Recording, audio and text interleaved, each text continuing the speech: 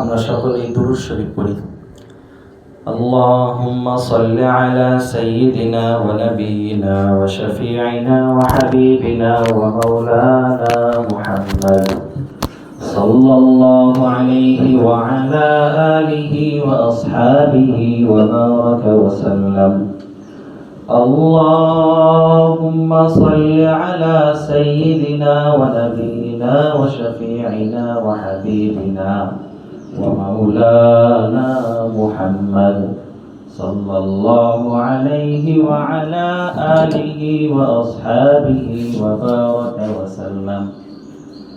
اللهم صل على سيدنا ونبينا وشفيعنا وحبيبنا ومولانا محمد صلى الله عليه وعلى آله وأصحابه وبارك وسلم. أستغفر الله الذي لا إله إلا هو الحي القيوم وأتوب إليه لا حول ولا قوة إلا بالله العلي العظيم. أستغفر الله الذي لا إله إلا هو الحي القيوم وأتوب إليه لا حول ولا قوة إلا بالله العلي العظيم. أستغفر الله الذي لا إله إلا هو الحي القيوم وأتوب إليه لا حول ولا قوة إلا بالله العلي العظيم.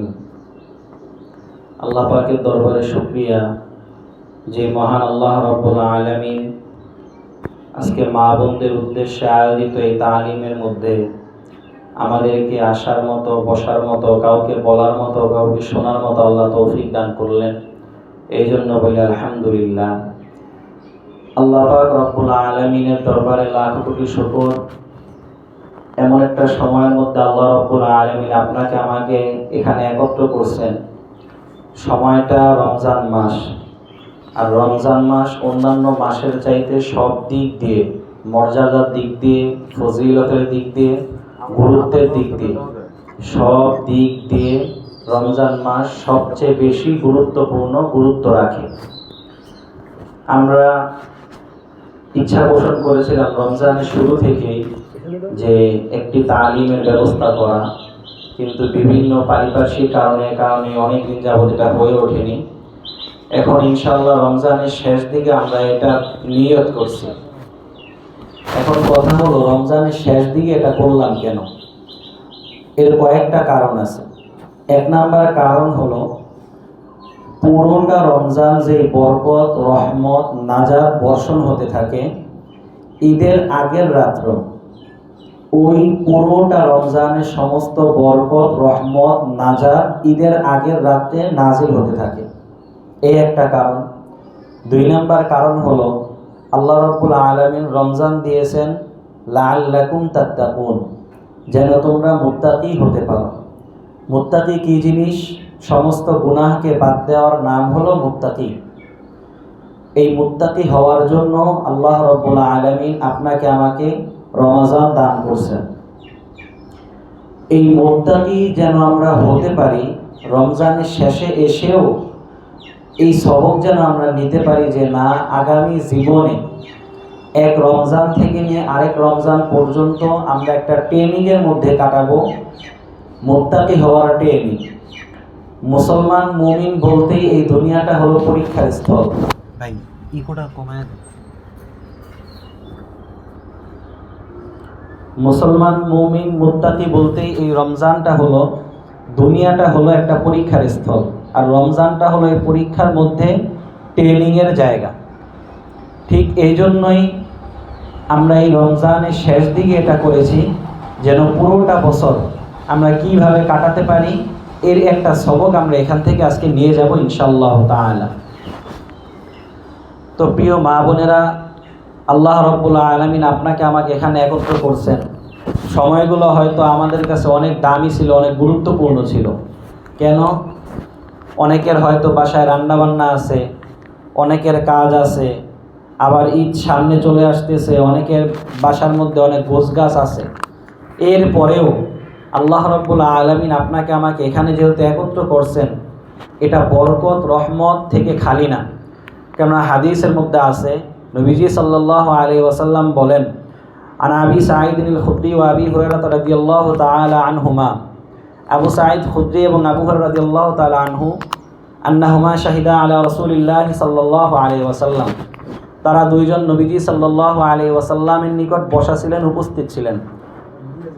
এমন সময় নবীজি সাল্লাল্লাহু আলাইহি ওয়াসাল্লাম বললেন, লা ইয়াকউদু কওমুন ইয়াযকুরুল্লাহ তাআলা, যখন নাকি কোনো বান্দাবান্দি কোনো একটা জায়গার মধ্যে বসে আল্লাহ পাক রব্বুল আলামিনের জিকির করে, আল্লাহ রব্বুল আলামিনের বরত্ব নিয়ে আলোচনা করে, জান্নাত কিভাবে পাওয়া যায়, জাহান্নাম থেকে কিভাবে মুক্তি পাওয়া যায়, এ নিয়ে আলোচনা করে, ইল্লা হাফাতহুমুল মালাইকা, তাদের চারদিকটা ফেরেশতারা ঘিরে আনে, ওয়া নাযালাত আলাইহিমুস সাকিনা, তাদের উপর আসমান থেকে রহমত নাজিল হতে থাকে, প্রশান্তি নাজিল হতে থাকে, ওয়া গাশিয়াতহুমুর রাহমা, তাদেরকে পুরোটা রহমত ঘিরে আনে।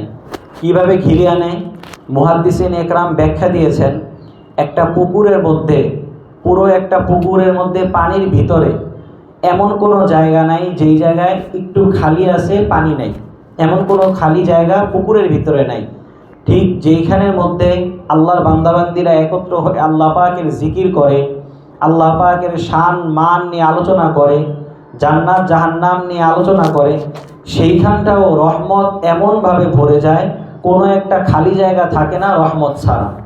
শুধু তাই নয়, বরং আল্লাহ রাব্বুল আলামিন আজকে এখানে আমরা যারাই বসেছি, এদেরকে নিয়ে আল্লাহ রাব্বুল আলামিনের নিকট যারা আছেন, ফিমান ইনদাহু, অর্থাৎ ফেরেশতারা, এই ফেরেশতাদের নিকট আল্লাহ রাব্বুল আলামিন আমাদেরকে নিয়ে আলোচনা করতে থাকেন।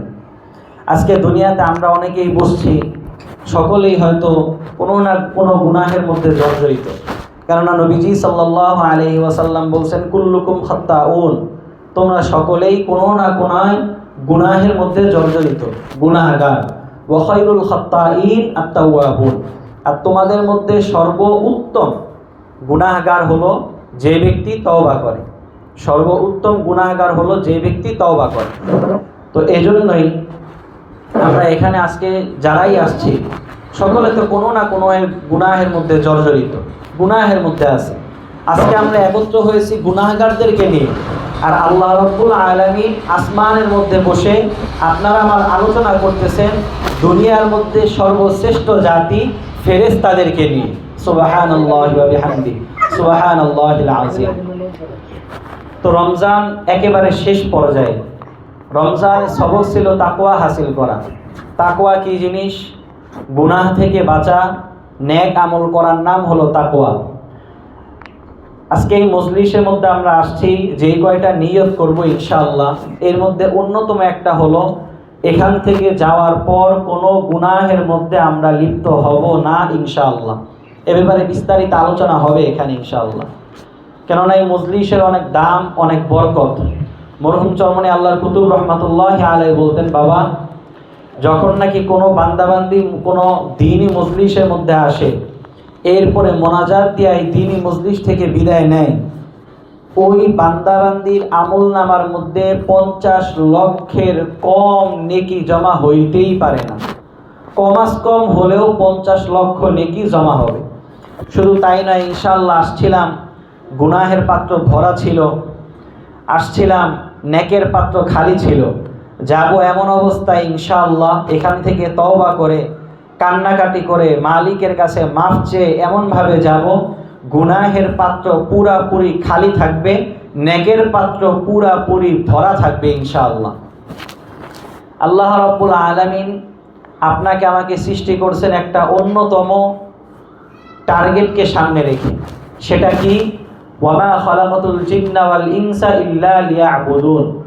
সেই টার্গেটটা হলো আল্লাহ রাব্বুল আলামিন আপনাকে আমাকে সৃষ্টি করছেন একমাত্র আল্লাহ রাব্বুল আলামিনের ইবাদত বন্দেগী করার জন্য। মালিককে চিনার জন্য, মালিকের ইবাদত বন্দিগি করার জন্যই আপনার আমার সৃষ্টি। কথা হলো, আমরা কোনো জিনিস দুনিয়াতে উদ্দেশ্য ছাড়া করি না, একমাত্র পাগল এবং ছোট বাচ্চা ছাড়া। তা কেমন? যে কোনো জিনিস, কথার কথা, আপনি আমি একটা গাছ লাগাইলাম, এই গাছ লাগাইছি, গাছ থেকে ফল হবে, গাছ থেকে ফুল হবে, এরপরে আবার এক সময় গাছ থেকে লাকড়ি হবে, এরপরে আবার এক সময় এই গাছ থেকে লাকড়ি পুড়ে সেটা থেকেও আবার ছাই হবে। প্রত্যেকটা জিনিসের একটা উদ্দেশ্য থাকে। ঠিক আল্লাহ রাব্বুল আলামিন আপনাকে আমাকে বানাইছেন এই দুনিয়াতে একটা উদ্দেশ্য নিয়ে। সেটা হলো আল্লাহ রাব্বুল আলামিন বানাইছেন যেন আপনি আমি এই দুনিয়াতে মালিকের ইবাদত বন্দিগি করতে পারি। वो दिखते हैं वही गिरते हैं वही गिरते हैं। আল্লাহ রাব্বুল আলামিন আপনাকে আমাকে বানাইছেনই এই দুনিয়াতে যেন আপনি আমি মালিকের ইবাদত বন্দিগি করি, যেন মালিকের আমি আপনি গুনাহ থেকে পরিপূর্ণরূপে বেঁচে থাকি। এই জন্যই আপনার আমার সৃষ্টি। এজন্য প্রিয় মা ও বোনেরা, যতক্ষণ পর্যন্ত দুনিয়াতে থাকব, শেষ নিঃশ্বাসের আগ পর্যন্ত একটা জিনিস আপনি আমি পরিপূর্ণরূপে ওয়াদা করব যে ইনশাআল্লাহ মৌতের আগ পর্যন্ত কোনো দিন গুনাহ করব না। ছোট থেকে ছোট গুনাহ জাহান্নামে নেওয়ার জন্য যথেষ্ট, ছোট থেকে ছোট নেক জান্নাতে নেওয়ার জন্য যথেষ্ট ইনশাআল্লাহ। ছোট থেকে ছোট গুনাহও আমরা করব না। কেন? একটা গুনাহ আপনাকে আমাকে জাহান্নামে নেওয়ার জন্য যথেষ্ট। এই জন্য দুনিয়াতে যতক্ষণ পর্যন্ত থাকবো আল্লাহ রাব্বুল আলামিনের নিকট তৌফিকও চাইবো, মালিক দুনিয়াতে যতক্ষণ পর্যন্ত আছি পরিপূর্ণরূপে যেন গুনাহ থেকে বেঁচে থাকতে পারি, এই তৌফিক দান করেন। কেননা মুমিন মুসলমান বলতেই মনে চায় গুনাহ থেকে বাঁচতে, নেক আমল করতে। হয়তো শয়তানের ধোঁকার কারণে কিংবা দুনিয়ার পারিপার্শ্বিক কারণে অথবা পরিবেশের কারণে আমরা পারি না গুনাহ থেকে বাঁচতে। এই গুনাহ থেকে বাঁচা যায় কিভাবে, নেক আমল ধরা যায় কিভাবে, এজন্যই আল্লাহ রাব্বুল আলামিন আপনার আমার উপর রোজা ফরজ করছেন। এই রমজান মাস এমন এক দামি মাস, এমন এক বরকতি মাস। রমজান মাস, রমাদান। রমাদান এই শব্দটার মূল অর্থ হলো জ্বালিয়ে দেওয়া, পুড়িয়ে দেওয়া। রমজান আসছেই আপনার আমার গুনাহকে পরিপূর্ণরূপে পুড়িয়ে দিতে, পরিপূর্ণরূপে আপনার আমার গুনাহকে জ্বালিয়ে দেওয়ার জন্য। শুধু তাই নয়, একবার নবীজি সাল্লাল্লাহু আলাইহি ওয়াসাল্লাম মিম্বরের মধ্যে উঠতেছিলেন। এমন সময় নবীজি সাল্লাল্লাহু আলাইহি ওয়াসাল্লাম প্রথম সিঁড়িতে পা রাখলেন, বললেন আমিন। দ্বিতীয় সিঁড়িতে পা রাখলেন, বললেন আমিন। তৃতীয় সিঁড়িতে পা রাখলেন, বললেন আমিন। সাহাবা একরাম প্রশ্ন করলেন, ইয়া রাসূলুল্লাহ, প্রথম সিঁড়িতে পা রাখলেন, বললেন আমিন। দ্বিতীয় সিঁড়িতে পা রাখলেন, বললেন আমিন। তৃতীয় সিঁড়িতে পা রাখলেন, বললেন আমিন, কারণটা কি? তখন নবীজি সাল্লাল্লাহু আলাইহি ওয়াসাল্লাম বললেন, সাহাবা একরাম শোনো, প্রথম সিঁড়িতে যখন আমি পা রেখেছি তখন জিবরাইল আলাইহিস সালাতু ওয়াস সালাম আমার নিকট ওহী নিয়ে এসেছে। দ্বিতীয় সিঁড়িতেও যখন আমি পা রেখেছি তখনও জিবরাইল আলাইহিস সালাতু ওয়াস সালাম আমার নিকট ওহী নিয়ে আসছে। তৃতীয় সিঁড়িতেও যখন আমি পা রেখেছি জিবরাইল আলাইহিস সালাতু ওয়াস সালাম আমার নিকট ওহী নিয়ে আসছে। তিনটা দোয়া জিবরাইল আলাইহিস সালাতু ওয়াস সালাম করছেন। এর মধ্যে একটা দোয়া হলো, যেই ব্যক্তি রমজান পাইল নিজের গুনাহ মাফ করাইতে পারল না সে ধ্বংস হোক। ভালোভাবে শুনি মা বোনেরা, যে ব্যক্তি রমজান পাইল নিজের গুনাহগুলো মাফ করাতে পারল না সে ধ্বংস হোক। কত বড় কঠিন কথা, কত বড় দামি কথা। কেননা আজকে দুনিয়াতে আপনি আমি দোয়া করলে এই দোয়ার মধ্যে ভেজাল আছে, এই দোয়ার মধ্যে সন্দেহ আছে, এই দোয়ার মধ্যে সংশয় আছে। কিন্তু কোনো জায়গায় যদি দোয়া শিখিয়ে দেয় স্বয়ং রব্বুল আলামিন, দোয়া করছেন স্বয়ং জিবরাইল আলাইহিস সালাতু ওয়াস সালাম, আর দোয়ার মধ্যে আমিন বলছেন স্বয়ং হযরতে মুহাম্মদ মুস্তাফা সাল্লাল্লাহু আলাইহি ওয়াসাল্লাম, এই দোয়ার মধ্যে কোনো ভেজাল, কোনো সংশয়, কোনো সন্দেহ থাকার কোনো অবকাশ নাই। এই দোয়া 100-এর উপর 100% কবুল। এখন কথা হলো, আপনি আমি রমজান মাস পাইলাম, এই রমজান মাসে আপনি আমি আমার গুনাহ খাতাগুলোকে মাফ করাইতে পারলাম কিনা। আমরা একেবারে রমজানের শেষ পর্যায়ে চলে এসেছি। তা কেমন? আজকে 28-এ রোজা চলতেছে, হয়তো আর একটা বা দুইটা রোজা আমরা পাবো। এমনও হতে পারে আগামী রমজান আমরা পেতেও পারি, নাও পেতে পারি। এটা হতে পারে আপনার আমার জন্য জীবনের সর্বশেষ রোজা। এজন্য নিজের জীবনের সর্বশেষ রোজা যদি হয়েই থাকে, তাহলে সেইভাবে নিজেকে তৈরি করা, সেইভাবে নিজেকে প্রস্তুত করা, সেইভাবে নিজের দিন ও দুনিয়ার জন্য চেষ্টা, সাধনা, মেহনত, মুজাহাদা করা। কিভাবে নিজের দুনিয়াকে ঠিক রেখে আখেরাতকে ঠিক রাখা যায়, কিভাবে নিজের দুনিয়াতে চলে ফিরে আখেরাতের বাগান বানানো যায়, জান্নাত তৈরি করা যায়। এইটা আজকে এখান থেকেই, নিজের দুনিয়া থেকেই এইভাবে নিজেকে তৈরি করা। কেন? গত বছর এমন অনেক আপনার আমার মাঝে ছিল যারা এই বছর এই দুনিয়ার মধ্যে আর নাই, আর কোনোদিন এই দুনিয়াতে আর আসবেও না, আসার কোনো সন্দেহও নাই, আসবেই না। ঠিক এমনও তো হতে পারে আগামী রমজান আপনি আমি আর থাকবো না। আপনার আমার হয়তো বা আগামী রমজান যদি না থাকি, তাহলে এই রমজান আপনার আমার জন্য জীবনের শেষ রমজান হবে। কিন্তু ভাবার বিষয় হলো, দেখার বিষয় হলো, এই রমজানকে নিজের জীবনের শেষ রমজান যদি হয়েই থাকে, কতটুকু নিজের জীবনের জন্য পুঁজি অর্জন করলাম, কতটুকু নিজের জীবনের জন্য পুঁজি তৈরি করলাম, কতটুকু আপনি আমি জান্নাত কামাই করলাম, কতটুকু আপনি আমি জাহান্নাম থেকে দূরে থাকলাম, এটা এখনই ভাবার বিষয়। প্রতিদিন ইফতারের সময় 10 লক্ষর মতন জাহান্নামীকে আল্লাহ পাক রব্বুল আলামিন মাফ করে দেন। প্রতিদিন সাহারির আগ দিয়ে তাহাজ্জুদের সময় রাতের শেষ তৃতীয়াংশে আল্লাহ রব্বুল আলামিন প্রথম আসমানে চলে আসেন। প্রথম আসমানে চলে এসে রব্বুল আলামিন ডাকতে থাকেন, কার গুনাহ হয়ে গেছে, কে গুনাহ থেকে মাফ চাও, আমার কাছে চাও, আমি গুনাহগুলো মাফ করে দিব। কার রিজিকের দরকার, রিজিক আমার কাছে চাও, আমি রিজিক দিব। কার সন্তানের দরকার, সন্তান আমার কাছে চাও, আমি সন্তান দিব। কার আমলের মধ্যে নেকের পাল্লা ভারী করা দরকার, নেকের পাল্লা ভারী করার জন্য আমার কাছে চাও, আমি নেকের পাল্লা ভারী করে গুনাহগুলোকে মুছে দিব। দুনিয়াতে থাকি আপনি আমি একটা মাকসাদ, আল্লাহ পাক রব্বুল আলামিনকে যেন চিনে যাইতে পারি, এই দুনিয়া থেকে যেন গুনাহগুলোকে মাফ করা যাইতে পারি। একটা উদ্দেশ্য যদি হাসিল হয়ে যায়, তাহলে আপনার আমার জন্য আখিরাতের মধ্যে আর কোনো টেনশন থাকবে না। কেননা আল্লাহ রাব্বুল আলামিন পবিত্র কালামুল্লাহ শরীফের মধ্যে বলেন, আলা ইন্না আউলিয়া আল্লাহ লা খাউফুন আলাইহিম ওয়া লা হুম ইয়াহজানুন। জেনে রাখো, শুনে রাখো, নিশ্চয়ই যারা আল্লাহ তাআলার ওলি, তাদের জন্য আখিরাতের মধ্যে কোনো টেনশন নাই, কোনো চিন্তা নাই। তারা কোনো কারণে চিন্তিতও হবে না, তারা কোনো কারণে চিন্তাগ্রস্ত, অভাবযুক্ত, কোনো কারণে মনক্ষুণ্ণ তারা হবে না। এখন কথা হলো, আল্লাহর ওলি কারা?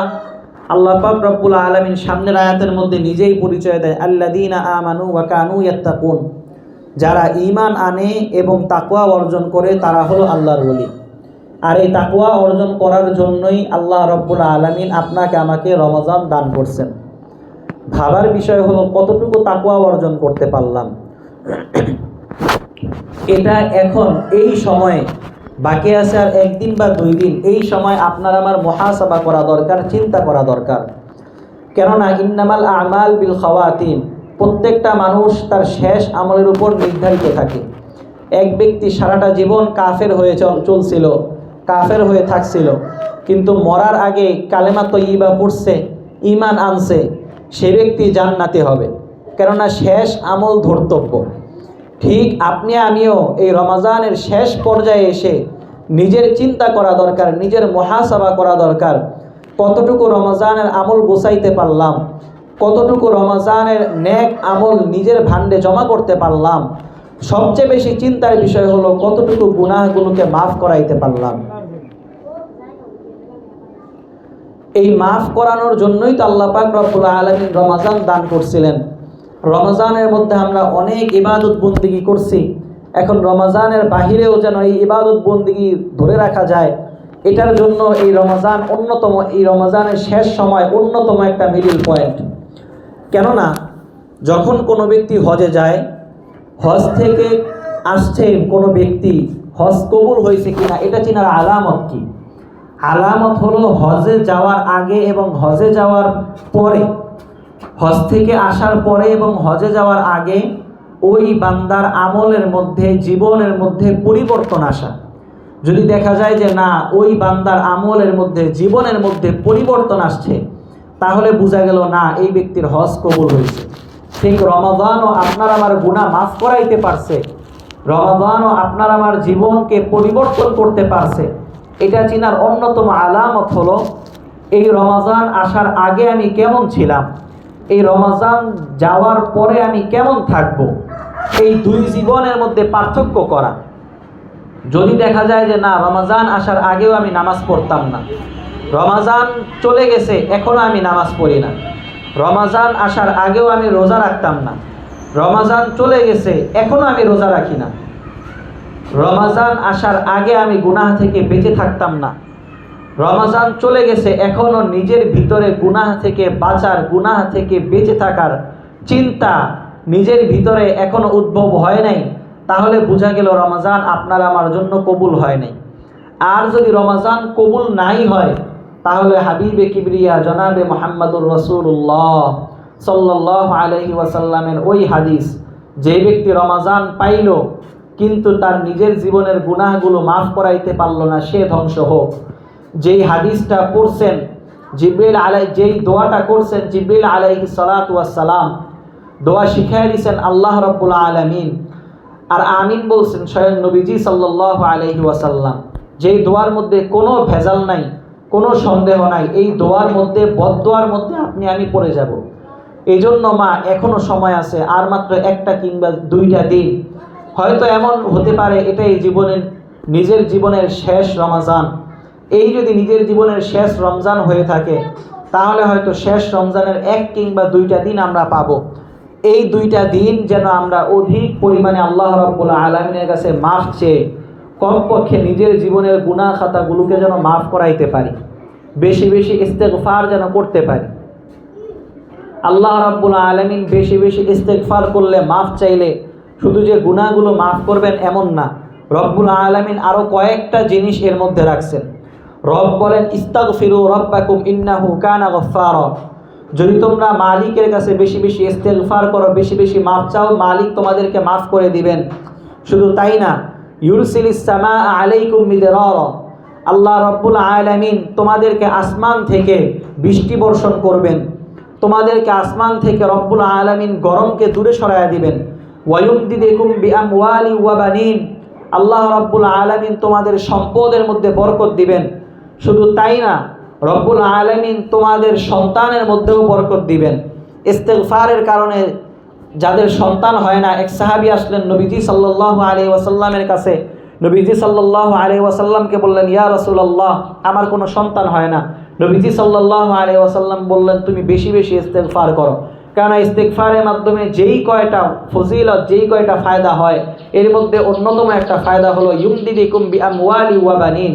ইস্তেগফারের মাধ্যমে আল্লাহ রাব্বুল আলামিন সম্পদের মধ্যে যেমন বরকত দান করেন, সম্পদ আল্লাহ বাড়ায়া দেয়, ঠিক তদ্রুপ মালিক আপনার আমার সন্তানের মধ্যেও বরকত দান করেন।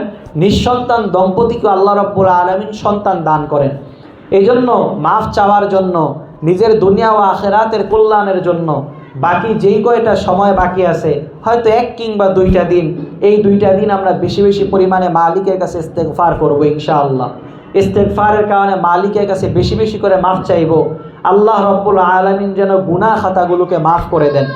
আর ইস্তেগফারের মাধ্যমে, মাফ চাওয়ার মাধ্যমে অন্য একটা কাজ আমরা করব, মালিকের কাছে একটু কান্নাকাটির চেষ্টা করব। দুনিয়ার মধ্যে মানুষের কাছে চাইলে মানুষ রাগ হয়, একবার চাইলে অনেকে ফিরাইয়া দেয়, দুইবার চাইলে অনেকে ফিরাইয়া দেয়, তিনবার চাইলেও অনেক মানুষ পাষাণ ফিরাইয়া দেয়। কিন্তু মালিক এমন দয়ার মালিক, মালিক এমন মায়ার মালিক, যেই মালিকের কাছে যদি আপনি আমি শুধুমাত্র হাতটা তুলতে পারি, আল্লাহ রাব্বুল আলামিন আপনার আমার উপর দিবেনই না, বরং পরিপূর্ণ রাজি আল্লাহ পাক রব্বুল আলামিন হয়ে যায়। শুধু তাই না, যদি কোনো বান্দাবান্দি মালিকের কাছে একখানা চোখের পানি, এক ফোঁটা চোখের পানি ফালায়া যদি মালিকের কাছে চাইতে পারে, ওই চোখের পানি চোখ থেকে বের হয়ে চোখের ভিতর ঢুকানো যেমন নাকি সম্ভব না, ঠিক ওই চক্ষু জাহান্নামে দেওয়াও কোনো রূপভাবে সম্ভব না। কেননা নবীজি সাল্লাল্লাহু আলাইহি ওয়াসাল্লাম বলেন, মান বাকাত মিন খাশিয়াতিল্লাহ, অথবা মান বাকা মিন খাশিয়াতিল্লাহ, যে ব্যক্তি আল্লাহর ভয়ে কান্দে, হারামাল্লাহু তিলকাল আইনা আলান নার, ওই চক্ষুকে আল্লাহ পাক রব্বুল আলামিন জাহান্নামের উপর হারাম করে দেন। ওই চক্ষু জাহান্নামের উপর হারাম হয়ে যায়। এই জন্য যখন আল্লাহ রব্বুল আলামিনের কাছে চাইবো, একটু কান্নাকাটি সহকারে, একটু মালিকের কাছে মাফ চাওয়ার সহকারে একটু চাইবো, আর নিজের জীবনটাকে এখন থেকেই পরিবর্তন করার চেষ্টা করি ইনশাআল্লাহ। রমজানের পরবর্তী জীবনটা আমাদের কেমন হবে? প্রত্যেক মুমিনের উচিত কমপক্ষে ফরজগুলো আদায় করা। ফরজের মধ্যে সর্বপ্রথম ফরজ হলো নামাজ। এই 5 ওয়াক্ত নামাজ জীবন যাবে ইনশাআল্লাহ ছাড়ব না, এমন নিয়ত এই রমজানের মধ্যেই করা। যদি কোনো কারণে কাজা হয়ে যায়, যদি কোনো কারণে কাজা নামাজ হয়ে যায়, রমজানের বাহিরেও যদি কখনো ফরজ নামাজ ছুটে যায়, তাহলে যত তাড়াতাড়ি সম্ভব কাজা নামাজগুলো আদায় করে দেওয়া। আমার এখনও মনে আছে, আমার দাদাজান রহমাতুল্লাহ আলাই বলতেন যে রমজান না শুধু, বরং রমজানের বাহিরেও কাজা নামাজের একটা লিস্টই করবা। কাজা নামাজগুলো যদি হয়ে যায়, কাজা নামাজের একটা লিস্ট করে এরপরে ধরে ধরে কাজা নামাজগুলো আদায় করা। আমরা অনেকে এমন আছি যারা অতীতের জীবনে অনেক নামাজ কাজা হয়ে গেছে। অনেক নামাজ কাজা হয়ে যাওয়ার কারণে নামাজ কাজাগুলো আদায় করতে পারি নাই। এদের জন্য অন্যতম একটা সহজ বিধান হলো ওমরি কাজা। সেটা কিভাবে? প্রত্যেক নামাজের সাথে ওই নামাজ, যেমন আপনি ফজর নামাজ পড়ছেন, ফজর নামাজের সাথে সাথে 2 রাকাত ফরজ ফজরের কাজা করা, জোহর নামাজের সাথে সাথে 4 রাকাত ফরজ জোহর নামাজ কাজা করা, আসর নামাজের সাথে 4 রাকাত আসর নামাজ কাজা করা। যেহেতু যারা ছোটবেলা থেকে নামাজি না, যারা ছোটবেলা থেকে নামাজ পড়ার অনেক অন্যরকমভাবে ফুরসত হয় নাই, সময় হয় নাই বা বুঝ হয় নাই, তারা ওইভাবে কাজা করা। মাগরিবের সময় 3 রাকাত মাগরিবের কাজা করা, এশারের সময় 4 রাকাত এশারের কাজা করা, এবং বেতেরও 3 রাকাত কাজা করা। এভাবে করতে করতে প্রতিদিন এইভাবে নামাজের সাথে সাথে আসরের সাথে আসর, জোহরের সাথে জোহর, ফজরের সাথে ফজর, শুধুমাত্র ফরজ নামাজটা আর বেতের নামাজটা এভাবে কাজা করা। এইভাবে কাজা করতে করতে যখন আমার মনে হবে না আমার জীবনের সমস্ত কাজা নামাজ আদায় করা শেষ, তখন আমি আল্লাহ পাকের কাছে এতটুকু বলতে পারবো, না আল্লাহ, নিজের দিলের পরিপূর্ণ ইতমিনান হিসেবে আমি আমার জীবনের সমস্ত নামাজের কাজা আদায় করছি, আলহামদুলিল্লাহ। এইটা হলো সর্বপ্রথম ফরজ আপনার আমার উপরে, ফরজ নামাজ। 2 নম্বরে রব্বুল আলামিন আপনার আমার উপরে যেই ফরজটা করেছেন সেইটা হলো রোজা রাখা। এই রমজান মাস আমরা রোজা রাখতেছি ইনশাআল্লাহ। রমজানের বাহিরেও এই রোজার আমলটা চালু রাখা, শাওয়ালের 6টা রোজা রাখা, এইভাবে বিভিন্ন আরবি মাসের 13, 14, 15 তারিখ রোজা রাখা, কিংবা মাঝে মাঝে সোমবার আর বৃহস্পতিবার রোজা রাখা। এই রোজাগুলো পুরো বছর এইভাবে কন্টিনিউ করা। রমজানের মধ্যেও যে রোজাগুলো কাজা হয়ে গেছে রমজানের বাহিরে অতি দ্রুত, এই রমজানের বাহিরে অতি দ্রুত কাজা রোজাগুলো রেখে ফেলা। এরপরে আরেকটা ফরজ আপনার আমার উপরে রব করছেন, সেটা হলো যাকাত দেয়া। যাকাতের মধ্যে আমরা অনেকেই, অনেক মা বোন, যাকাতের মধ্যে আমরা অনেক মা বোন এই ব্যাপারে পরিপূর্ণরূপে সচেতন না, পরিপূর্ণরূপে অবগত না। এই ব্যাপারে আমরা পুরুষদেরকে ইনশাআল্লাহ বিস্তারিত মাসআলা জানিয়ে দিয়েছি। আপনারা যারা মা বোনদের উপর স্বর্ণ আছে, যে সমস্ত মা বোনরা রূপা আছে বা নগদ ক্যাশ টাকা 1 বছর বা অতিরিক্ত আছে, পুরুষদেরকে মাসালা জানিয়ে দেওয়া হয়েছে। আপনারা আপনাদের স্বামীদের সাথে আলোচনা করে, মশওয়ারা করে অতি তাড়াতাড়ি যাকাত দিয়ে দেওয়া। কেননা যদিও এটা পুরুষদের উপর ওয়াজিব, পুরুষরা পুরুষদের সম্পদের যাকাত দেয়া, কিন্তু আপনারা যারা মা বোন আছেন আপনাদের উপরও ওয়াজিব হলো আপনাদের অলংকারের যাকাতগুলো আপনাদেরকে দেয়া। এই ব্যাপারেও আপনারা দৃষ্টি রাখা, আমাদের পরিপূর্ণ দৃষ্টি রাখা, সজাগ দৃষ্টি রাখা, যাকাতের ব্যাপারেও নিজেদের গাফলতি না করা। এরপরে খুব কম মা বোন এমন আছেন যাদের উপর হজ ফরজ হয়েছে, যদি হজ ফরজ হয়ে থাকে তাহলে হজ করা। আর এই সমস্ত ফরজ বিধানের অন্যতম একটা বড় জিনিস হলো ঈমানকে ঠিক করা। ঈমানকে ঠিক করার মাধ্যমেই সমস্ত আমল ঠিক হয়। কোনো আমল আল্লাহ রাব্বুল আলামিনের কাছে ঈমান ব্যতীত কবুল হবে না। কোনো আমল আল্লাহ রাব্বুল আলামিনের কাছে ঈমান ব্যতীত গ্রহণযোগ্য হবে না। আপনার ঈমান ঠিক তো সামান্য থেকে সামান্য আমল করলে সেটাও কবুল হবে। আপনার ঈমান বরবাদ তো সামান্য থেকে সামান্য নয়, বরং বড় থেকে বড় আমল করলেও সেটাও কবুল কোনোরূপভাবেই হবে না। ফরজ যেই কয়টা বিধান আছে সেই কয়টা বিধানের মধ্যে ফরজ যেই কয়টা বিধান আছে সেই কয়টা বিধানের মধ্যে অন্যতম বড় বিধান সেটা হলো পর্দা। তা কেমন? রব্বুল আলামিন আপনার আমার উপর নামাজ ফরজ করছেন। এক ওয়াক্ত নামাজ যদি কাজা হয় তাহলে এক ওয়াক্ত নামাজ কাজা করার সুযোগ আছে। এখন আমি যেই কথাগুলো বলতেছি একটু খুব ধ্যানের সাথে খেয়ালের সাথে শোনা চাই। একটু আগেও যা আমলগুলো বলা হয়েছে এগুলো নিজের সারা জীবনের মধ্যে আপনায় নেওয়ার চেষ্টা করি। আজকে আমরা এখানে বসছি, পুরোটা মজলিসের সব কথা হয়তো মনে রাখা যাবে না, কিন্তু একটা কথা মনে রাখবেন, নিজের জীবনে যেই কয়দিন বেঁচে আছি একটা গুনাহের কাছেও আমরা যাব না, কোনো গুনাহ আমরা করব না ইনশাআল্লাহ। কোনো মানুষ যদি ঈমানকে ঠিক রেখে সমস্ত গুনাহ থেকে যদি দূরে যায়, সমস্ত গুনাহগুলো যদি বাদ দিয়ে দেয়, তাহলে এটাই তার আখিরাতের জন্য, তার জান্নাতে যাওয়ার জন্য, তার ওলি হওয়ার জন্য এটাই যথেষ্ট। যে কথা বলতেছিলাম, ফরজ অন্যান্য বিধানের পাশাপাশি, নামাজের পাশাপাশি, রোজার পাশাপাশি, হজের পাশাপাশি, জাকাতের পাশাপাশি, ঈমান আনার পাশাপাশি অন্যতম ফরজ বিধান হলো পর্দা করা।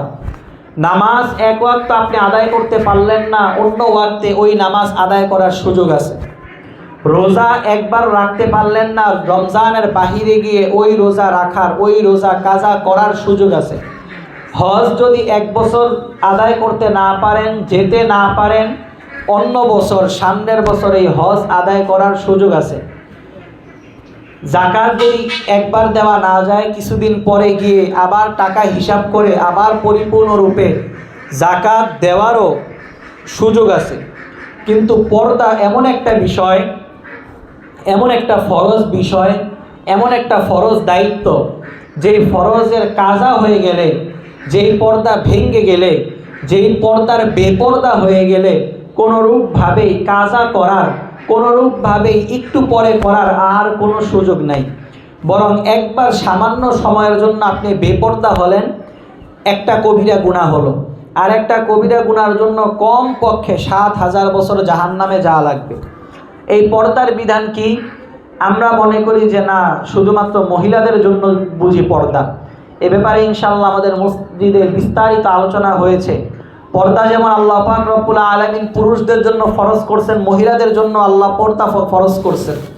পুরুষদের পর্দা হলো উল্লিল মুমিনিন ইয়াগুদ্দু মিন আবসারিহিম।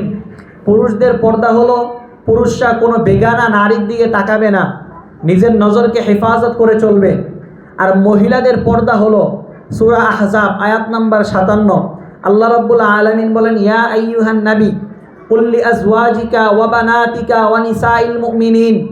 হে নবী, আপনি আপনার স্ত্রীদেরকে বলে দিন, আপনি আপনার মেয়েদেরকে বলে দিন, আপনি মুমিন নারীদেরকে বলে দিন, ইউদিনিনা আলাইহিন্না মিন জালাবিবিহিন্না, তারা যেন মাথার উপর থেকে নিয়ে পা পর্যন্ত তাদের জিলবাব দিয়ে, তাদের ওড়না দিয়ে, তাদের জামা দিয়ে নিজেকে আবৃত করে রাখে, নিজেকে ঢেকে রাখে।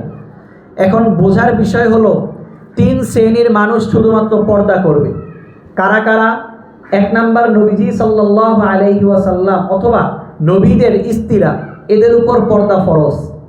2 নাম্বারে যারা নবীদের মেয়ে আছেন তাদের জন্য পর্দা ফরজ। 3 নাম্বার সমস্ত মুমিন নারীদের উপর পর্দা ফরজ। ভালোভাবে বোঝার বিষয় হলো, পর্দা যারা করি না কিংবা পর্দার যারা ইহতেমাম করি না, তারা পরিপূর্ণ মুমিন হতে পারবো না। পরিপূর্ণ মুমিন হওয়ার জন্য পর্দা করা আবশ্যক। কেননা নবীজি সাল্লাল্লাহু আলাইহি ওয়াসাল্লামের মাধ্যমে আল্লাহ রাব্বুল আলামিন পবিত্র কালামুল্লাহ শরীফের মধ্যে বলে দেন, মুমিন নারীদের পরিচায়ক হলো মুমিন নারীরা পর্দা করবে। যে নারী পরিপূর্ণ পর্দা করে না সে নারী পরিপূর্ণ মুমিন হতে পারে না। সে মুমিন কিন্তু পরিপূর্ণ মুমিন, যেই ঈমান তাকে জাহান্নাম থেকে বাঁচাবে, যেই ঈমান তাকে জান্নাতে নিয়ে যাবে, এমন ঈমান তার এখনো পরিপূর্ণ হয় নাই। যারা পর্দা করি না তাদের জন্য আল্লাহ পাক রব্বুল আলামিন এই আয়াতের মধ্যে এটা বলে দিলেন। এখন পর্দা কতটুকু করব? পুরুষদের পর্দার সংক্ষেপে বিষয় হলো, পুরুষদের পর্দা হলো কোনো বেগানা নারীকে দেখব না। আর মহিলাদের জন্য সংক্ষেপে পর্দার সারাংশ হলো, নিজেকে কোনো গায়রে মাহরামের সামনে প্রকাশ করব না, নিজেকে কোনো গায়রে মাহরামকে দেখাবো না। গায়রে মাহরাম কারা কারা? চাচাতো ভাই, ফুফাতো ভাই, খালাতো ভাই, মামাতো ভাই, দেবর, ভাসুর, এরা সকলেই হলো গায়রে মাহরাম।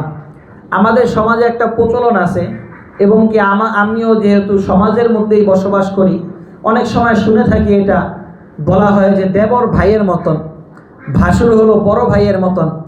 নাউযুবিল্লাহি তাআলা মিন যালিক। নবীজি সাল্লাল্লাহু আলাইহি ওয়াসাল্লাম একদিন বসে বসে পর্দার ব্যাপারে আলোচনা করতেছিলেন। আজকে আমি যেমন আপনাদের সামনে পর্দার ব্যাপারে আলোচনা করতেছি, নবীজি সাল্লাল্লাহু আলাইহি ওয়াসাল্লাম এমন একদিন পর্দার ব্যাপারে আলোচনা করতেছেন।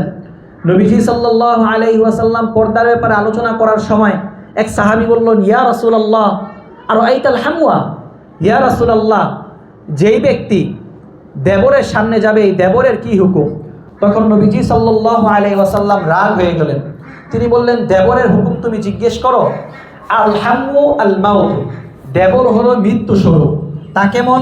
কোনো ব্যক্তি মৃত্যু থেকে যেমন দূরে দূরে পালায়, ঠিক দেবর থেকেও মহিলারা যেন দূরে দূরে পালায়। এটা দ্বারা নবীজি সাল্লাল্লাহু আলাইহি ওয়াসাল্লাম বুঝাতে চান, পর্দার ক্ষেত্রে সবচেয়ে বেশি কঠোর হওয়া দরকার হলো দেবরের ক্ষেত্রে। মা বোনেরা ভালোভাবে বুঝেন, পর্দার ক্ষেত্রে সবচেয়ে বেশি কঠোর হওয়া দরকার হলো দেবর এবং ভাসুরের ক্ষেত্রে। আজকে আপনি আমি আসি যারা এই বিষয়টাকে গুরুত্ব দিতে চাই না, আপনি আমি আসি এই বিষয়টাকে পরিপূর্ণরূপে গুরুত্ব না দিয়ে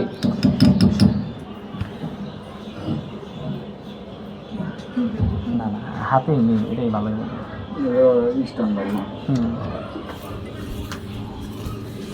আজকে আপনি আমি আসি এই বিষয়টাকে পরিপূর্ণ গুরুত্ব না দিয়ে ঢালাওভাবে ছেড়ে দিই, কিন্তু বিষয়টা যতটা আমরা সহজ মনে করি ততটা সহজ না। কেননা একবার যদি নজরের হেফাজত না হয়, নজরের হেফাজত যেমন নাকি পুরুষের করা দরকার, ঠিক তেমনইভাবে নজরের হেফাজত মহিলাদেরও করা দরকার। নবীজি সাল্লাল্লাহু আলাইহি ওয়াসাল্লামকে আল্লাহ রাব্বুল আলামিন পবিত্র কোরআনুল কারীমের মধ্যে বলে দেন, হে নবী আপনি মহিলা নারীদেরকে বলে দেন, হে নবী আপনি মুমিন নারীদেরকে বলে দেন, ওয়াকুল্লিল মুমিনাত ইয়াগদুদনা মিন আবসারিহিন্না, হে নবী আপনি মহিলা যারা মুমিন আছে, যারা মুমিন নারী আছে তাদেরকে আপনি বলে দেন তারা যেন নিজের নজরকে পুরুষদের থেকে, নিজের দৃষ্টিকে পুরুষদের থেকে হেফাজতে রাখে। সুতরাং পুরুষরা যেমনইভাবে নাবালেগদেরকে অর্থাৎ নামাহরামদেরকে পরিপূর্ণরূপে পুরুষদের যেমন নাকি নজরকে হেফাজত করা দরকার, ঠিক মা বোনদেরও উচিত পুরুষদের থেকে নিজেকে হেফাজত করা দরকার। পুরুষদের দিকেও আমরা দৃষ্টি দিব না, পুরুষদের দিকেও আমরা দৃষ্টি দিয়ে তাকাবো না, এইটাও আপনার আমার করা দরকার, এইটাও আপনার আমার পরিপূর্ণরূপে ইহতিমাম করা দরকার। আল্লাহর হাবিব জনাবে মুহাম্মদুর রাসূলুল্লাহ পবিত্র কোরআনুল কারীমের মধ্যে বলে দেন, কুল লিল মুমিনিন ইয়াগুদ্দু মিন আবসারিহিম, হে নবী আপনি পুরুষদেরকে বলে দেন। কথা হলো আল্লাহ রসুল সাল্লাল্লাহু আলাইহি ওয়াসাল্লামকে এভাবে না বলে আল্লাহ তো নিজেও বলতে পারতেন, হে মুমিন পুরুষেরা তোমরা নজরকে হেফাজত করো, হে মুমিন নারীরা তোমরা নজরকে হেফাজত করো। বলে না, কোনো বাবা অশ্লীল কাজের কথা তার ছেলেকে বলতে পারে না, কোনো মা অশ্লীল কাজের কথা তার মেয়েকে বলতে পারে না। ঠিক তেমনিভাবে আল্লাহ রাব্বুল আলামিন আপনাকে আমাকে বানাইছেন, এইটা আপনার আমার উপর অনেক বড় ইহসান করে, দয়া করে, মায়া করে, স্নেহের সাথে আল্লাহ রাব্বুল আলামিন বানাইছেন। এই ব্যাপারেও আল্লাহ রাব্বুল আলামিন অশ্লীল কাজের কথা আপনাকে আমাকে বলতে পারেন না, বরং আল্লাহ রাব্বুল আলামিন স্নেহের সাথে কেমন যেন বলতেছেন, হে নবী আপনি বলে দেন ওয়াকুল্লিল মুমিনাত ইয়াগদুদনা মিন আবসারিহিন্না, হে নবী আপনি মুমিন নারীদেরকে বলে দেন, আমি বলবো না, তারা যেন তাদের নজরকে হেফাজতে রাখে, পুরুষদের দিক থেকে তারা যেন তাদের নজরকে হেফাজতে রাখে, পুরুষদের থেকে তারা যেন তাদের নজরকে হেফাজতে রাখে। এই বিষয়টা বর্তমানে, একটা সময় আমরা বলতাম যে না জিহাদ এটা হলো এক সময়ের মুসলিম ফরজ বলতাম, কিন্তু এখন আমাদের বলা লাগে যে না, বর্তমান যুগের পর্দা এটা হলো মুসলিম ফরজ। আলেম বলেন, জাহেল বলেন, হাফেজ বলেন, হাজি বলেন, গাজী বলেন, খুব কম ফ্যামিলি এমন আছে যাদের মধ্যে পর্দা আছে, খুব কম ফ্যামিলি এমন আছে যাদের মধ্যে পর্দা আছে, খুব কম ফ্যামিলি এমন আছে যাদেরকে পর্দার ইহতিমাম করতে দেখা যায়। কিন্তু এই বিষয়টা অনেক গুরুত্বপূর্ণ, অনেক গুরুত্বপূর্ণ। নবীজি সাল্লাল্লাহু আলাইহি ওয়াসাল্লাম একদিন তার দুই বিবিকে নিয়ে বসা ছিলেন। এমন সময় অন্ধ সাহাবী আব্দুল্লাহ ইবনে উম্মে মাকতুম রাদিয়াল্লাহু তাআলা আনহু আসলেন। আসার পরে নবীজি সাল্লাল্লাহু আলাইহি ওয়াসাল্লাম তার দোনো বিবিকে সেখান থেকে সরে যেতে বললেন। তখন নবীজি সাল্লাল্লাহু আলাইহি ওয়াসাল্লামকে তার দোনো বিবি, দুইজন স্ত্রী বললেন, ইয়া রাসূলুল্লাহ সে তো অন্ধ, সে তো আর আমাদেরকে দেখে না। তখন নবীজি সাল্লাল্লাহু আলাইহি ওয়াসাল্লাম কিছুটা রাগ হয়ে বললেন, আফা আমওয়ানে আনতুমা, তোমরা দুইজনও কি অন্ধ? তোমরা দুইজন কি পুরুষকে দেখো না? তোমরা দুইজন যদি এই পুরুষকে দেখে থাকো তাহলে তোমরা দুইজনও এই পুরুষ থেকে নিজের নজরকে হেফাজত করো। মহিলাদেরও নজরকে হেফাজত করা জরুরি, নিজেকে পর্দার ভিতরে আবৃত করা জরুরি। আজকে পর্দার কারণে, পর্দার এই বালাই না থাকার কারণে শহর বলেন, নগর বলেন, গ্রাম বলেন, অহরহ গুনাহের সয়লাভ। আজকে ছোট থেকে ছোট বাচ্চা সেও ধর্ষিতা হয়, কেন? পর্দা নাই। আজকে বড় থেকে বড় বৃদ্ধাও আমাদের সমাজের মধ্যে ধর্ষিতা হয়, কেন? পর্দা নাই। আজকে সমাজের মধ্যে পর্দা না থাকার কারণে গুনাহের সয়লাভ, নজর হেফাজতের না থাকার কারণে গুনাহের সয়লাভ। অথচ এই বিষয়টা নবীজি সাল্লাল্লাহু আলাইহি ওয়াসাল্লামের যুগে এতটা গুরুত্বপূর্ণ ছিল যে নবীজি সাল্লাল্লাহু আলাইহি ওয়াসাল্লামের যুগে মা বোনেরা দিনে বেশি বের হতেন না, রাতে বেশি বের হতেন। নবীজি সাল্লাল্লাহু আলাইহি ওয়াসাল্লামের যুগে মা বোনেরা মসজিদে আসতেন ফজর নামাজের সময়। কখন? অন্ধকার থাকতে থাকতে মা বোনেরা আবার ঘরের মধ্যে চলে যেতেন। তাদের সব কিছু ছিল অন্ধকার কেন্দ্রিক।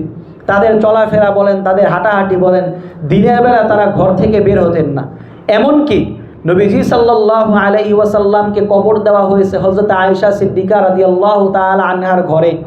হযরত আয়েশা সিদ্দিকা রাদিয়াল্লাহু তাআলা আনহার ঘরে যখন নাকি হযরত নবীজি সাল্লাল্লাহু আলাইহি ওয়াসাল্লামকে কবর দেওয়া হলো, আয়েশা সিদ্দিকা রাদিয়াল্লাহু তাআলা আনহা পর্দার ইহতিমাম করেন নাই। এরপরে যখন নাকি আয়েশা সিদ্দিকার বাবা আবু বকর সিদ্দিক রাদিয়াল্লাহু তাআলা আনহুকে কবর দেওয়া হলো, তখনও তিনি পর্দার ইহতিমাম করেন নাই, কারণ বাবা। কিন্তু যখন নাকি গায়রে মাহরাম, না মাহরাম হযরত ওমর ফারুক রাদিয়াল্লাহু তাআলা আনহুকে কবর দেওয়া হলো, সাথে সাথে নবীজি সাল্লাল্লাহু আলাইহি ওয়াসাল্লামের কবর থেকে আয়েশা সিদ্দিকা রাদিয়াল্লাহু তাআলা আনহা পর্দাটা নিয়ে দিলেন। মনে রাখেন, ভালোভাবে বুঝে রাখেন, নবীজি সাল্লাল্লাহু আলাইহি ওয়াসাল্লামের যুগে মৃত ব্যক্তিদের থেকেও পর্দার কেমন ইহতিমাম করা হতো। কিন্তু আজকে আপনার আমার মধ্যে পর্দার কোনো ইহতিমামই নাই, পর্দার কোনো গুরুত্বই নাই, পর্দার কোনো বালাই নাই। নবীজি সাল্লাল্লাহু আলাইহি ওয়াসাল্লাম আরও বলছেন, দুই দল ব্যক্তি এমন আছে যারা এখন পর্যন্ত আমি যাদেরকে দেখি নাই, কিন্তু তারা জাহান্নামী। এই দুই দল ব্যক্তি কে? একদল ব্যক্তির ব্যাপারে নবীজি বলছেন, আরেক দল ব্যক্তি, 2 নাম্বার ব্যক্তি হলো এমন মহিলারা মা ইলাতুন কাসিয়াতুন আরিয়াতুন মুমিলাতুন, এমন মহিলা যারা পোশাক পরেও উলঙ্গ। বর্তমানে আমাদের মা বোনদেরকে দেখা যায় পোশাক পরে, কিন্তু পোশাক পরে নিজেদেরকে পরিপূর্ণ আবৃত করার মতো পোশাক তারা পরে না। এই পোশাক পরে পরিপূর্ণ নিজেকে আবৃত রাখা যায়, এই ব্যাপারে নিজেরা পরিপূর্ণরূপে খেয়াল রাখি না। এই বিষয়টা অতি গুরুত্বের সাথে আমি বোরকা পরব এমনভাবে যেন বোরকা দ্বারা নিজেকে আবৃত রাখা যায়। বোরকা হবে ঢিলে ঢালা, বোরকা হবে কালো, বোরকা হবে সমস্ত চাকচিক্য থেকে খালি। কিন্তু আজকে আমরা বোরকা পরি, বোরকার মধ্যে চাকচিক্য থাকে। আজকে আমরা বোরকা পরি, বোরকার মধ্যে আমরা ঢিলে ঢালা পরি না, যার কারণে ভিতরের অবয়ব বাহির থেকে প্রকাশ হয়ে যায়। এই বোরকা আপনা আমাকে জাহান্নামে নেওয়ার জন্য যথেষ্ট। কেননা মনে রাখবেন, বর্তমান যুগে হাত মোজা পা মোজা পরা এইটা অনেকেই করে। বর্তমান যুগে হাত মোজা পা মোজা একটা ফ্যাশন হয়ে গেছে। আফসোসের সাথে বলতে হয়, বর্তমান যুগে হাত মোজা পা মোজা একটা ফ্যাশন হয়ে গেছে। অনেক মহিলারা এমন আছে হাত মোজা পা মোজা পরতেছে, হাসাহাসি করতেছে, হাত মোজা পা মোজা পরতেছে, দোকানে গিয়ে জোরে জোরে কথা বলতেছে। গায়ে মাহারামের সাথে দোকানে গিয়ে যে একটু আস্তে কথা বলা লাগে, দোকানে গিয়ে যে হাসি তামাশা কম করা লাগে, এই ব্যাপারে খেয়াল নেই। পর্দা তো আমরা নামে পর্দা করতেছি, কিন্তু বিয়েবাড়ির অনুষ্ঠানে আমাদের আর পর্দা থাকে না। গায়ে হলুদের মধ্যে আমরা একটা পর্দা থাকে না। আমরা কি করি, বিয়েবাড়ির অনুষ্ঠানের মধ্যে আমরা শুধুমাত্র মাস্ক পরেই নিজের পর্দাকে চালায় দিই। কিন্তু শুধুমাত্র মাস্ক পরলে তো আর পর্দা হবে না। নিজেকে পরিপূর্ণরূপে এমনভাবে আবৃত করা, মাথা থেকে নিয়ে পা পর্যন্ত, মাথা থেকে নিয়ে পা পর্যন্ত একটা পশমা আমি পুরুষকে দেখাবো না, একটা পশমা আমি পুরুষের সামনে প্রকাশ করব না। মা, ভালোভাবে মনে রাখেন, আমরা মা বোন যারা আছি, আমাদের মুখের যেমন পর্দা আছে, কানের যেমন পর্দা আছে, শরীরের যেমন পর্দা আছে, পায়েরও তেমন পর্দা আছে। আমরা মা বোনরা থাকবো কোথায়? আল্লাহ রাব্বুল আলামিন বলেন, ওয়াকরনা ফি বুয়ুতিকুন্না, আলে মা বোনরা থাকবে তো তাদের ঘরের মধ্যে থাকবে। ওয়ালা তাবাররাজনা তাবাররুজাল জাহিলিয়াতিল উলা, জাহিলি যুগের মা বোনেরা যেমন নাকি নিজের সৌন্দর্যকে প্রকাশ করত, আমার নবীর উম্মতেরা মা বোনেরা নিজের সৌন্দর্যকে এইভাবে প্রকাশ করবে না, এইভাবে নিজেদের সৌন্দর্যকে পরপুরুষের সামনে জাহির করবে না। তারা হাঁটবে তো নিজের পাগুলোকে আস্তে আস্তে দিয়ে হাঁটবে। ওয়াকসিদ ফি জানাহিক, নিজের পাগুলোকে আস্তে আস্তে দিয়ে এরপরে হাঁটবে। তারা কথা বলবে তো আস্তে আস্তে কথা বলবে। এমন একটা তো যুগ এমন ছিল যখন নাকি আমার মা বোনেরা কথা বলতেন গায়রে মাহরামের সাথে, পরপুরুষের সাথে কর্কশ ভাষায় কথা বলতেন। কিন্তু আফসোস, এই পর্দা গেল কোথায়? এই পর্দা হারালো কোথায়? এই পর্দা আপনার আমার থেকে উঠে গেল কিভাবে? আমার মা বোনেরা তো ওই মা বোন যাদের পেট থেকে আব্দুল কাদের জিলানী রহমাতুল্লাহি আলাইহি জন্ম নিয়েছেন, যাদের পেট থেকে সৈয়দ ফজলুল করিম রহমাতুল্লাহি আলাইহি জন্ম নিয়েছেন, যাদের পেট থেকে খাজা মুঈনুদ্দিন চিশতি রহমাতুল্লাহি আলাইহি জন্ম নিয়েছেন। আপনারা এক একজন মা বোন যদি ভালো হয়ে যান, এক একজন মা বোন যদি পরিপূর্ণরূপে ভালো হয়ে যান, আল্লাহর কসম, আল্লাহর কসম, আল্লাহর কসম, গোটা সমাজ, গোটা দেশ, গোটা পৃথিবী ভালো হয়ে যাবে। কিন্তু আমরা মা বোনরা তো ভালো হতে পারি না। আমরা মা বোনরা তো নিজেদেরকে পরিপূর্ণরূপে পর্দার মধ্যে আনতে পারি না। এই পর্দা এমন একটা ফরজ, আমি আবারও বলি আপনাদের সামনে, মহিলাদের মুখের পর্দা আছে। মহিলারা পুরুষদের সামনে হাসি তামাশা রূপে কথা বলবে না। মহিলাদের কানের পর্দা আছে, আমরা কান দিয়ে গান বাদ্য শুনবো না। কেননা নবীজি সাল্লাল্লাহু আলাইহি ওয়াসাল্লাম বলছেন, যদি কোনো মানুষ কান দিয়ে গান বাজনা শোনে, এই কানের মধ্যে কিয়ামতের ময়দানে আনুকু শব্দের অর্থ হলো গলিত তামা, তামা গলায়া গলায়া কানের মধ্যে ঢুকানো হবে। মা বোন বড় ভয়ানক জিনিস, বড় ভয়ানক জিনিস। এই জন্য মা বোনদেরকে বলবো, আল্লাহ রাব্বুল আলামিন যেভাবে বলছেন মা, সেভাবে একটু চলার চেষ্টা করি। আজকে বিয়ের মধ্যে আপনার আমার পর্দা থাকে না। মাওলানা তারিক জামিল বলেন, দুনিয়ার মধ্যে একটা বিয়ে বাড়িতে সবাই রাজি হয়, একটা বিয়ে বাড়িতে সমাজের মানুষ খুশি হয়, একটা বিয়ে বাড়িতে এলাকার মানুষ খুশি হয়, বরযাত্রী খুশি হয়, বউ জামাই যারা আছে স্বামী স্ত্রী তারা খুশি হয়। কিন্তু আল্লাহ এবং আল্লাহর রসুল বেরাজ হয়, আল্লাহ এবং আল্লাহর রসুল বেজার হয়, আল্লাহ এবং আল্লাহর রসুল তারা অখুশি হয়।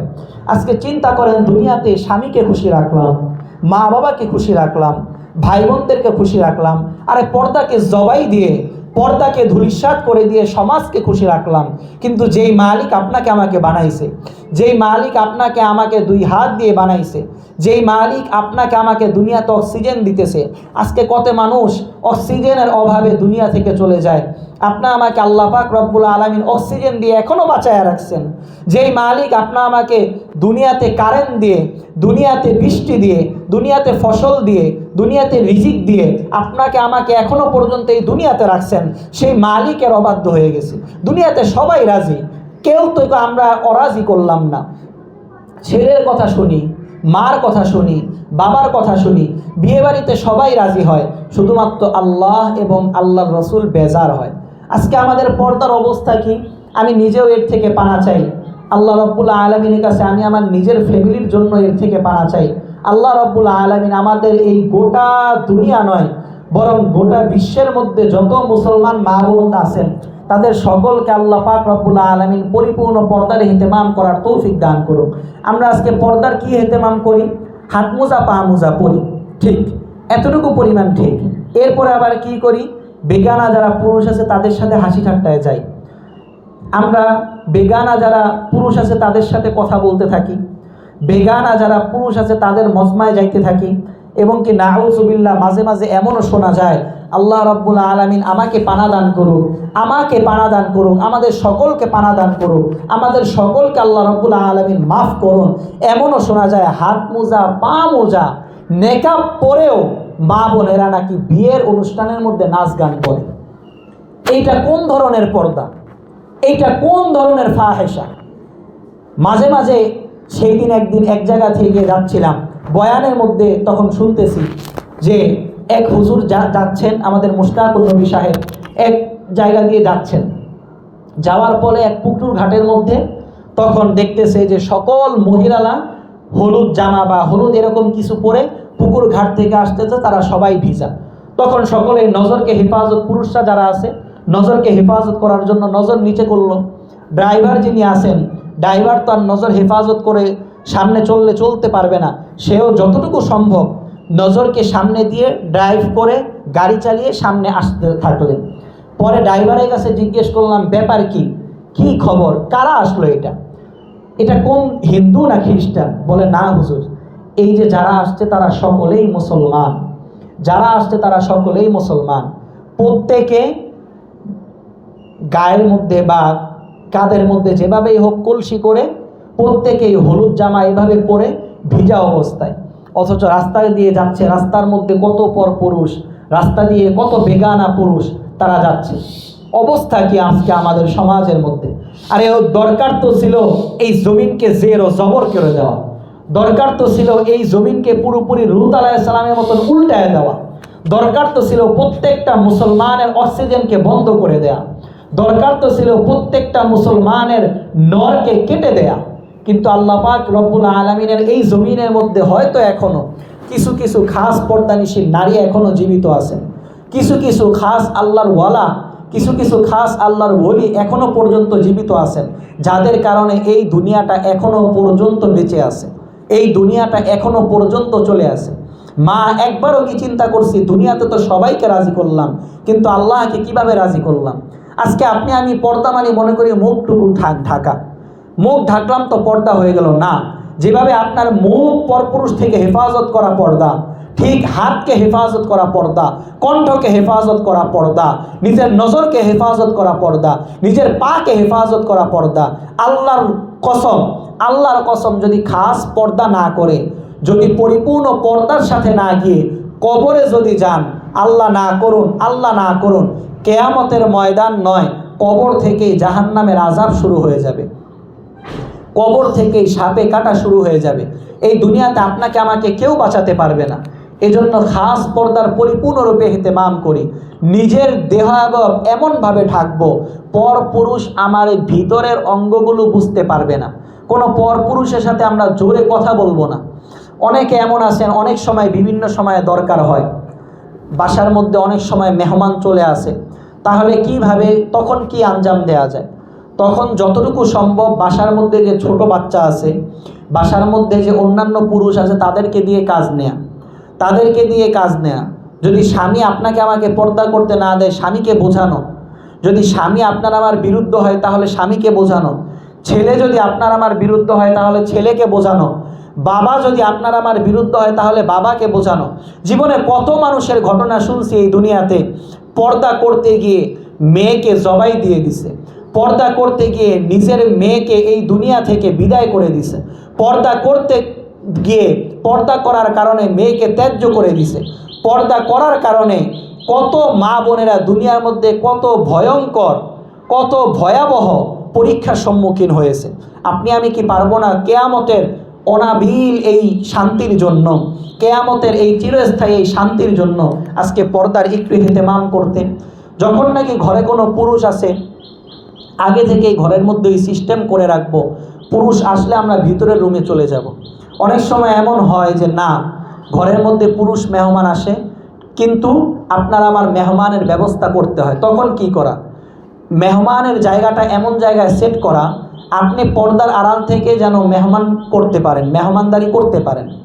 অথবা আপনি খাবার দাবার যা কিছু আছে পুরুষের মাধ্যমে পাঠিয়ে দিলেন, কিংবা আপনি আগে থেকেই খাবার দাবার রেডি করে রাখলেন, এরপরে আপনি ভিতরের রুমে চলে গেলেন, মেহমান পরে আবার খাবার রুমে চলে আসলো।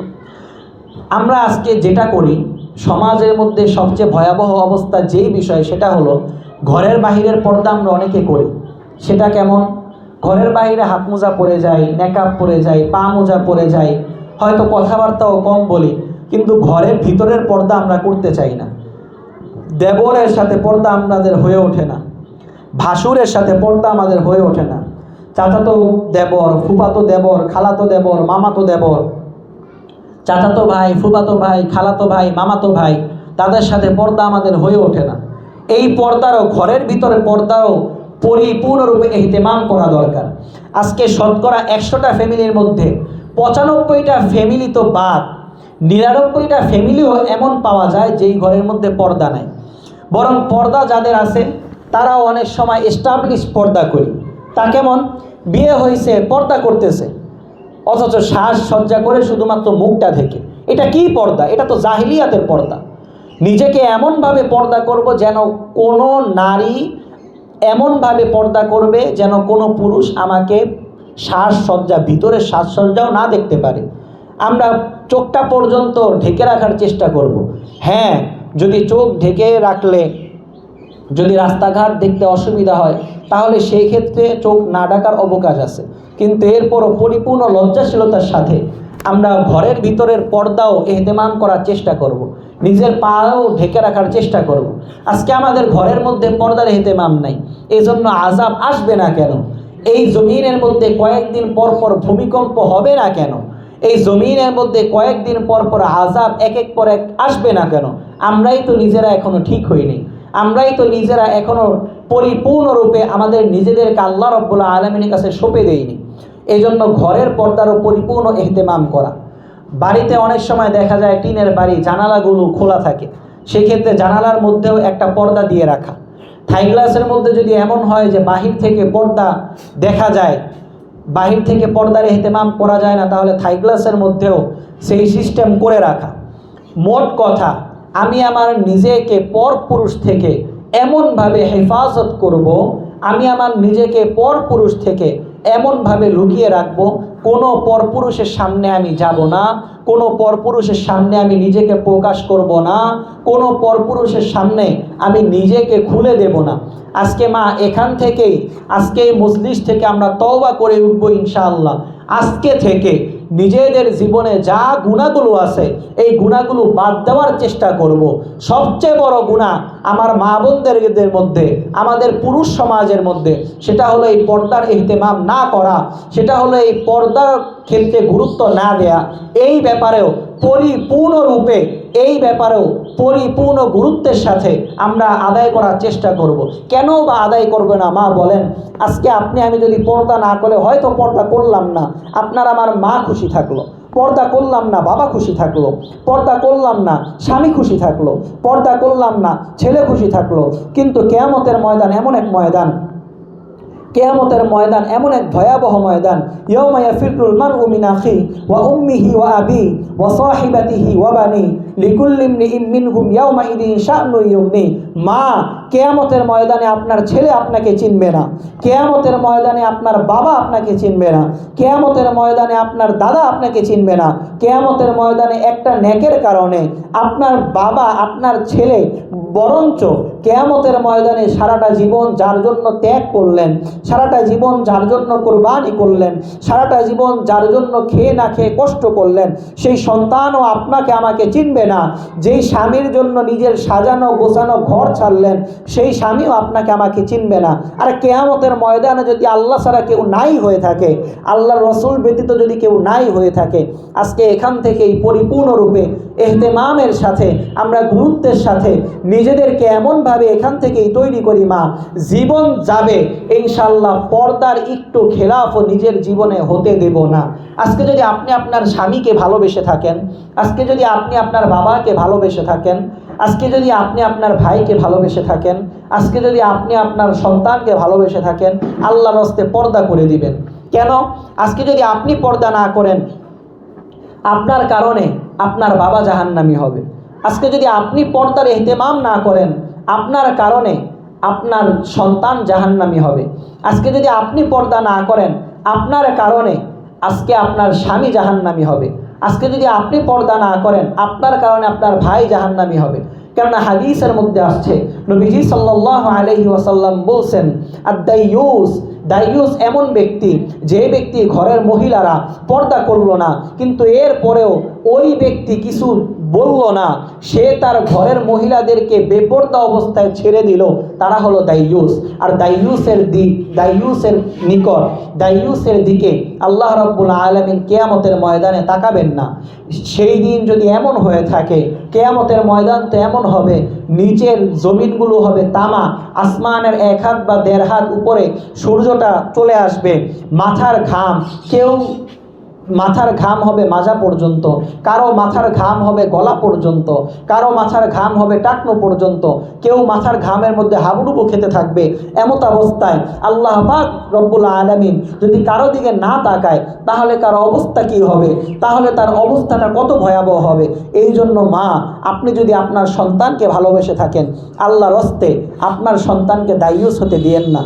আপনার বেপরদার কারণে আপনার সন্তান দাইয়ুস হবে।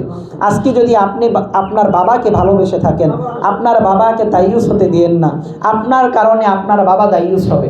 আজকে যদি আপনি আপনার স্বামীকে ভালোবেসে থাকেন, আপনার স্বামীকে দাইয়ুস হতে দিয়েন না।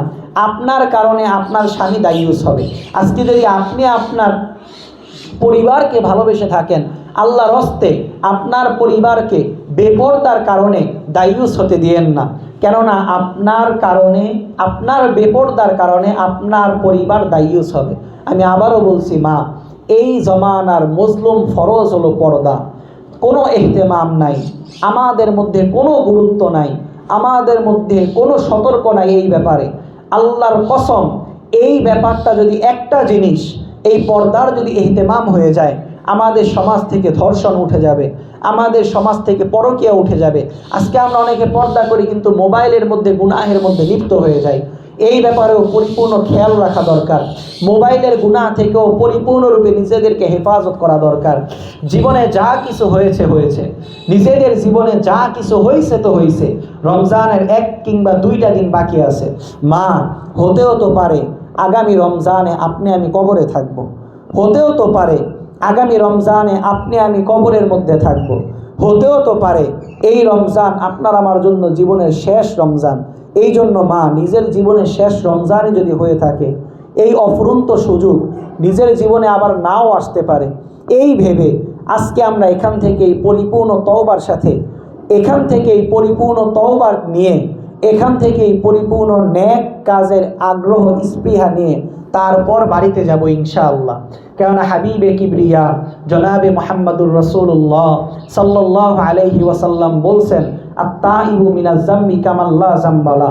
আরে গুনাহ থেকে যারা তওবা করে, তারা এমন যেন তাদের কোনো গুনাহই হয় না। গুনাহ থেকে যারা তওবা করে, তাদের কোনো গুনাহই থাকে না। আজকে আমরা এখান থেকে পরিপূর্ণ তওবার সাথেই যাব, পরিপূর্ণ আল্লাহকে রাজি খুশি করাই যাব। তাকে রাজি করব না তো কাকে রাজি করব? সেই তো আমাদের মালিক। 1বার 2বার যদি চায়া অন্য কারো কাছে ফিরিয়ে আসি, কিন্তু আমাদের তো যাওয়ার একটা মাত্র জায়গা, সেটা হলো রব্বুল আলামিনের নিকট। আমরা আজকে এখান থেকে পরিপূর্ণ তওবার সাথে বিদায় হব। আমি আবারও বলছি মা, পরিপূর্ণ পর্দার ইহতেমাম করি, পরিপূর্ণ পর্দার ইহতেমাম করি, পরিপূর্ণ পর্দার ইহতেমাম করি। নিজের জীবনে পরিপূর্ণ পর্দাটাকে সাজাই। যদি পর্দা আপনার আমার জীবনে চলে আসে, ইনশাআল্লাহ আল্লাহর কসম, আপনার আমার সংসার, আপনার আমার জীবন, আপনার আমার গোটা ফ্যামিলি পর্দার মধ্যে চলে আসলে গুনাহ থেকে আপনি আপনি বিরত হয়ে যাবে।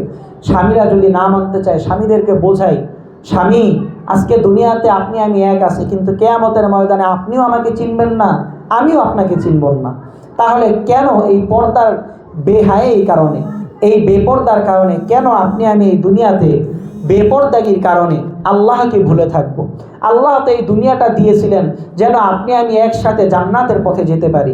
যদি বেপর্দার কারণে আমি জাহান্নামী হই, যদি বেপর্দার কারণে আপনি জাহান্নামী হন, একবার যে জাহান্নামে গেল তার কোনো উপায় আর কিয়ামতের ময়দানে থাকবে না। এজন্য এখন থেকে মা বোনেরা পরিপূর্ণরূপে পর্দার এহতেমাম করি, পরিপূর্ণরূপে নিজেদের ঘরের মধ্যে আগে পর্দা আনি, নিজেদের বিয়ে শাদীর মধ্যে পর্দা আনি, নিজেদের অনুষ্ঠানগুলোর মধ্যে পর্দা আনি, নিজেদের স্বামীদেরকে বোঝাই। আমরা তো মসজিদের মধ্যে বারবার এই বিষয়ে বলতেছি, আপনারাও ঘরের মধ্যে বারবার এই বিষয়ে বলবেন। হয়তো একদিনে হবে না, 2 দিনে হবে না, 3 দিনে হবে না, 4 দিনে হবে না, কিন্তু আস্তে আস্তে ইনশাআল্লাহ এক সময় বুঝবে, পর্দার কারণে এক সময় বুঝবে, এক সময় পর্দা মানবে। তখন ইনশাআল্লাহ আপনার আমার ঘরের মধ্যে যদি এটা আসে, এই পর্দার ইহতেমাম যদি চলে আসে, ইনশাআল্লাহ হাবিবে কিবরিয়া জনাবে মোহাম্মদুর রাসূলুল্লাহ যে দাইয়ুসের কথা বলছেন, ওই দাইয়ুসের মধ্যে আপনার আমার ফ্যামিলি আর পড়বে না। নবীজি বলছেন, যারা পোশাক পরেও উলঙ্গ, যারা পোশাক পরেও পোশাক না পরার মতো থাকে, যারা পুরুষদের দিকে আকৃষ্ট হয়, মহিলারা যারা নিজেদেরকে পুরুষদের দিকে আকৃষ্ট করে, তারা জাহান্নামী। এই জাহান্নামীদের মধ্যে আপনি আমি আর যাব না ইনশাআল্লাহ। তাই এখান থেকেই আপনি আমি তওবা করে পরিপূর্ণরূপে বিদায় নিব ইনশাআল্লাহ। হুজুর শেষ করে দিন। তাই এখন আজকে এখান থেকে আপনি আমি ইনশাআল্লাহ এমনভাবে বিদায় হব, আল্লাহ রাব্বুল আলামিন যেন আপনাকে আমাকে পরিপূর্ণরূপে মাফ করে দেন। মা, সর্বশেষ একটা কথাই বলি, জানি না কি বলছি, কি বুঝছেন, আল্লাহ পাক রব্বুল আলামিন কি বুঝাইতে চাইছে, কি বুঝাইছে। একটা কথা, দুনিয়াতে আমরা সবাই চাই জান্নাতে যেতে, সবাই চাই জাহান্নাম থেকে মুক্তি পেতে, কিন্তু মাঝে মাঝে এই সমস্ত দ্বীনি মাহফিলের কারণে কি হয়, আপনার আমার দিলের মধ্যে আগ্রহ আসে, স্পৃহা আসে। এখন ইনশাআল্লাহ দোয়া হয়ে যাবে, আমরা ইনশাআল্লাহ নিজেদেরকে এমনভাবে তৈরি করি, পরিপূর্ণ পর্দার সাথে, পরিপূর্ণ নামাজের সাথে, পরিপূর্ণ রোজার সাথে, পরিপূর্ণ জাকাতের সাথে দুনিয়াতে যে কয়টা দিন থাকবো, পরিপূর্ণ গুনাহকে বাদ দিয়ে আজকে এখান থেকে আমরা ইনশাআল্লাহ তওবা করে যাব। আল্লাহ পাক রব্বুল আলামিন আপনাকে আমাকে পরিপূর্ণরূপে মাফ হওয়ার তৌফিক দান করুন, পরিপূর্ণরূপে আল্লাহ পাক রব্বুল আলামিন এখান থেকে তওবা করে যাওয়ার তৌফিক দান করুন। আর আমরা সকলেই সকলের জন্য দোয়া করব। এলাকার যারা ময় মুরব্বী আছেন, অনেকেই কবরে চলে গেছেন,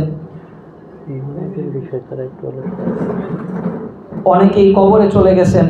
এই কবরে যারা গেছেন, আল্লাহ পাক রব্বুল আলামিন সকলের কবরকে জান্নাতের টুকরা বানায় দেন। আমরা যারা এখানে আছি তারাও যেন খেয়াল করি আমাদের নিজেদের ফ্যামিলিকে নামাজের ব্যাপারে, রোজার ব্যাপারে পরিপূর্ণ আগ্রহ দেওয়ার। ফরজের মধ্যে সর্বপ্রথম ফরজ হলো নামাজ। নামাজ যে ব্যক্তি পড়বে, 5 ওয়াক্ত নামাজ যে ব্যক্তি পড়ে, হাবিবে কিবরিয়া জনাবে মোহাম্মদুর রাসূলুল্লাহ সাল্লাল্লাহু আলাইহি ওয়াসাল্লাম একদিন একটা গাছের কাছ দিয়ে যাচ্ছিলেন, এরপরে গাছটাকে একটু ঝাঁকা দিলেন, গাছ থেকে অনেকগুলো পাতা পড়ে গেল।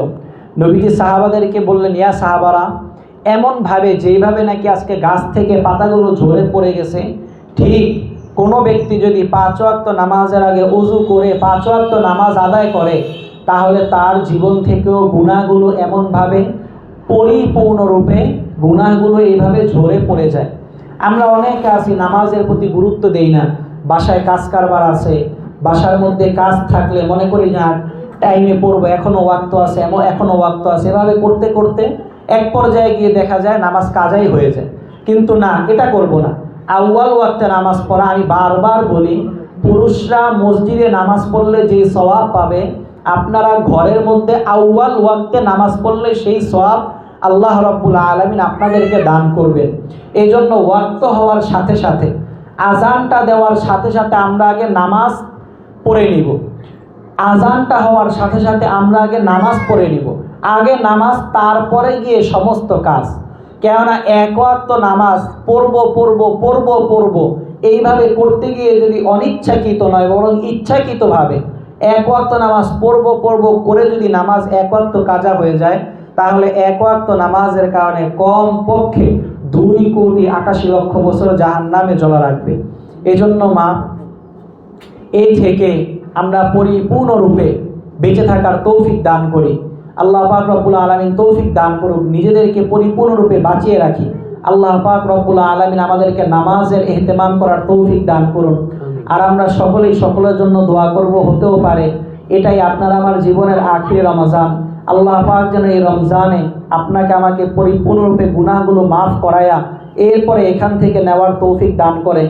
আর সর্বশেষ একটা কথা বলি, ঈদের আগের রাত্র যেটা আছে, পুরোটা রমজান যেই গুরুত্ব রাখে, ঈদের আগের রাত্র সেই গুরুত্ব রাখে। অর্থাৎ ঈদ যেদিন তার আগের রাত্র, এই ঈদের আগের রাত্রে আল্লাহ পাক রব্বুল আলামিন ইবাদতকারীদের জন্য 3টা ঘোষণা দান করছেন। সমস্ত ইবাদতকারীরা যারাই পুরো রমজানে মাফ পাবে, ঈদের আগের রাত্রে আল্লাহ পাক রব্বুল আলামিন অমন সংখ্যক গুনাহগারদেরকে আল্লাহ রব্বুল আলামিন মাফ করেন। এই রাত্রিতে আল্লাহ রব্বুল আলামিন ইবাদতকারীদের জন্য জান্নাতকে ওয়াজিব করে দেন। এই রাত্রিতে আল্লাহ রব্বুল আলামিন ইবাদতকারীদের জন্য গুনাহ মাফের পরিপূর্ণ বন্দোবস্ত করে দেন। এই রাত্রিতে আল্লাহ পাক রব্বুল আলামিন ইবাদতকারীদের জন্য, এমনিতেই তো আল্লাহ পাক রব্বুল আলামিন প্রথম আসমানে চলে আসেন, কিন্তু এই রাত্রিতে বিশেষ ফজিলত হওয়ার কারণে আল্লাহ পাক রব্বুল আলামিন এই রাত্রিতে যারা দোয়া করে তাদের দোয়া আল্লাহ পাক রব্বুল আলামিন ফিরিয়ে দেন না। এই জন্য আমরা এখান থেকে যে আমলটুকু নিয়ে গেলাম, যেই গুনাহ থেকে মাফ পাওয়ার, যেই গুনাহ না করার আগ্রহ, স্পৃহা, প্রতিজ্ঞা নিয়ে গেলাম, এই প্রতিজ্ঞা আমরা ঈদের আগের রাত্রে আল্লাহ তাআলার কাছে মাফ চেয়ে পরিপূর্ণরূপে নিজেদের গুনাহকে পবিত্র করে নিব ইনশাআল্লাহ। তওবা 3 জিনিসের নাম। এখন আমরা আল্লাহ পাক রব্বুল আলামিনের কাছে তওবা করব। তওবা 3 জিনিসের নাম। 1 নাম্বার, অতীতের গুনাহ থেকে পরিপূর্ণরূপে মাফ চাওয়া। 2 নাম্বার, বর্তমানে যেই গুনাহগুলো আছে এগুলো থেকে আল্লাহ তাআলার কাছে ওয়াদাবদ্ধ হওয়া, অনুতপ্ত হওয়া, বর্তমান অনুতপ্ত হওয়া। 3 নাম্বার, ভবিষ্যতে গুনাহ করব না এই ব্যাপারে প্রতিজ্ঞাবদ্ধ হওয়া। ইনশাআল্লাহ আমরা এখান থেকে আল্লাহ পাক রব্বুল আলামিনের কাছে প্রতিজ্ঞাবদ্ধ হব, অতীতের জন্য মাফ চাইব এবং অনুতপ্ত হব। আল্লাহ পাক রব্বুল আলামিন যেন আমাদেরকে পরিপূর্ণরূপে মাফ করে দেন। হযরত জি,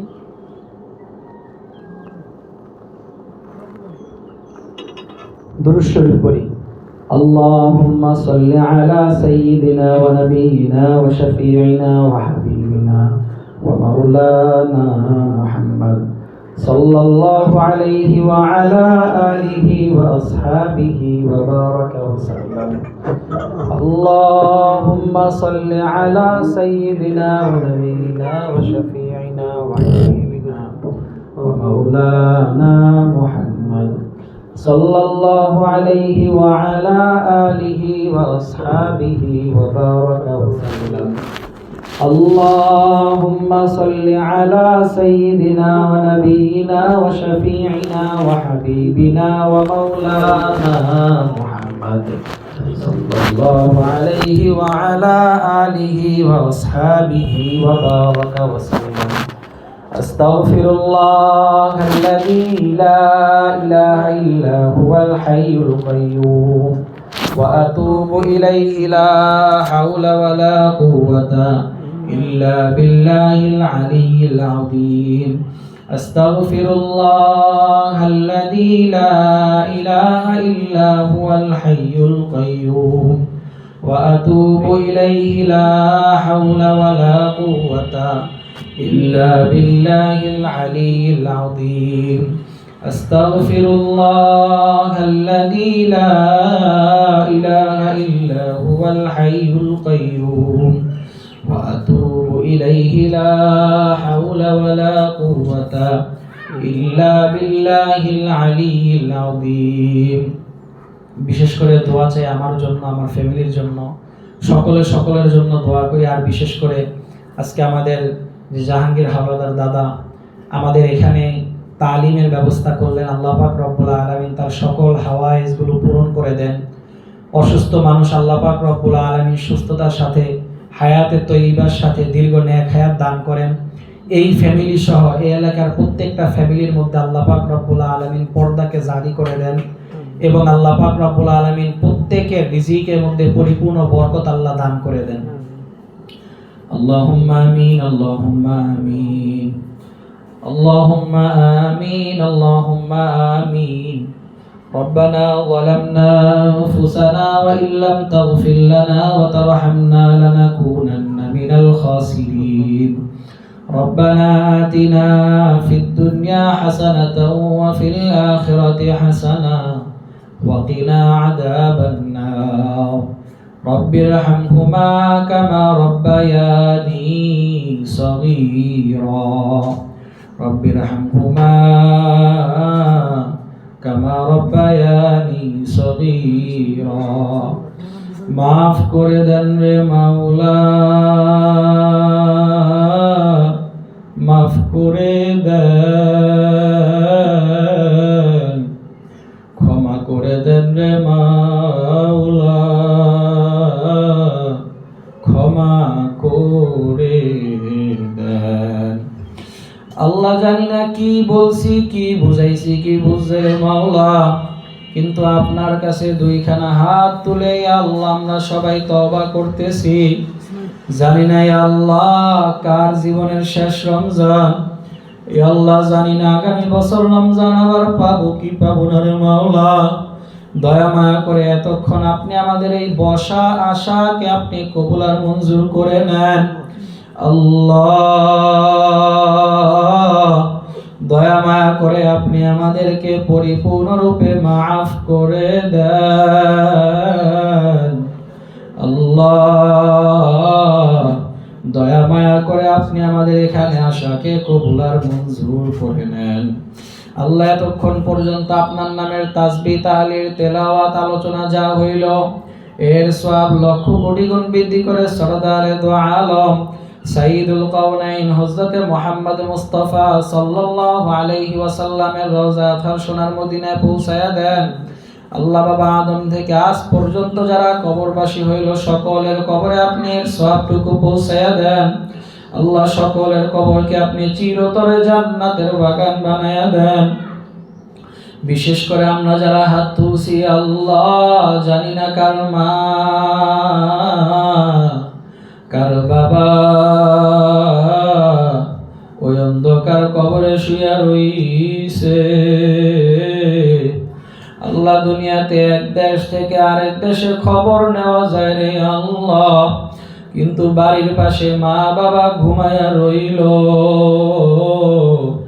আজ পর্যন্ত খবর নিতে পারলাম না। আল্লাহ যেই মা 10 মাস 10 দিন পেটে রাখিয়া কষ্ট করলো, নিজে না খায়া না পড়ায়া নিজে না চলিয়া আমাদের কি আল্লাহ আমাদের জন্য কষ্ট করলো, সেই মার কবরকে আপনি জান্নাতের বাগান বানায়া দেন। আল্লাহ যেই বাবা আপনার আমার জয় আল্লাহ যেই বাবা আমাদের জন্য কষ্ট সাধনা করলো, এ আল্লাহ রোদে পড়িয়া বৃষ্টিতে ভিজিয়া নিজে কষ্ট করিয়া নিজে খাইতে পারে নাই, এরপর আমাদেরকে ভুকা রাখে নাই। মালিক ওই বাবার কবরকে আপনি চিরতরে জান্নাতের বাগান বানাইয়া দেন। আল্লাহ আমরা যারা হাত তুলছি আমাদের আত্মীয় স্বজন আমাদের পরিবারের মুসল্লিরা, ইয়া আল্লাহ পরিবারের মুমিন মুত্তাকিরা এলাকার যারাই অন্ধকার কবরে শুয়ে রয়েছে সকলের কবরকে আপনি জান্নাতের বাগান বানায়া দেন। ইয়া আল্লাহ আমার দাদা নানা সহ যারা অন্ধকার কবরে শুয়ে রয়েছে তাদের কবরকে আপনি জান্নাতের বাগান বানায়া দেন। আজকে যেই বাড়িতে বসলাম ইয়া আল্লাহ যারা ব্যবস্থাপনা করলো ওয়াহাব কাকা সহ ইয়া আল্লাহ কাকি সহ যারা অন্ধকার কবরে শুয়ে রয়েছে সকলের কবরকে আপনি জান্নাতের টুকরা বানায়া দেন। আমরা যারা হাত তুলছি মালিক আমরা যারা অসুস্থ, অনেক মা বোনেরা অসুস্থ আল্লাহ এরপরও অসুস্থতা তাদেরকে ফিরাইয়া রাখে নাই, তোমার দ্বীনি কথা শোনার জন্য তোমার দ্বীনি মজলিসে বসার জন্য চলে আসছে। আমি তো গুনাহগার ভাঙ্গাচোরা কথা বলতে পারি নাই রে আল্লাহ, তাদের এই আশাকে, তাদের এই বসাকে আপনি কবুল আর মঞ্জুর করে নেন।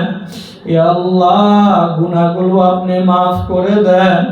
ইয়া রহমান ইয়া রহিম।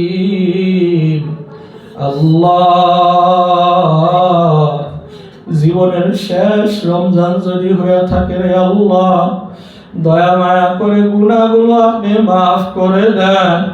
আল্লাহ, আপনি আমাদের কাউকেও জাহান্নামের আসামি বানায় কবরে নিয়েন না।